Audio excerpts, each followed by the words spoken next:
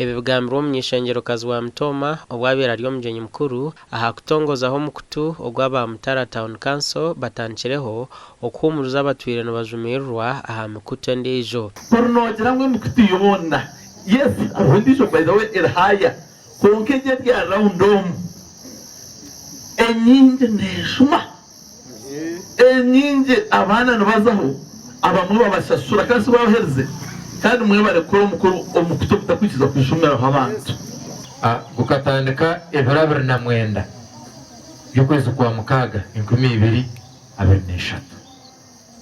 Ubwa nyuma yo kuba mukutendijo ekabe ya politics yo kujumirana nakagayo nakajogano no kuyamura kubona. Kugatura ngari nakikora abantu bari imbere y'umushana abo kuko n'umushana netaregi umwara twartani hakurunda nakurugashayi n'abantu mutaruhire mukaseshayi kumizabashayi kandi ndamutakuye yige cyo kumanyisa ibintu byabonera. Borekere ibintu bigenderwa ebiborekere irekora bari kwejo so mu kutogo. Nobu yakubera service turu kujironda. Notwakwana ngo tuza kujironda mu government. Konka tukabasa kwerunda ngatubakare twagenda turye kitori ngo twendeke amazima nabaza kukitu. Any group mu government mwaba organized like this. Omata mu echo kutamwe sente.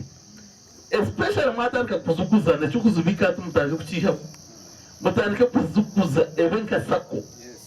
Depo kutwazo microfinance center tukiha yesente. Obwahato mu kutogo guhikiza abantu 380 gasha kwa Ben Mohoz.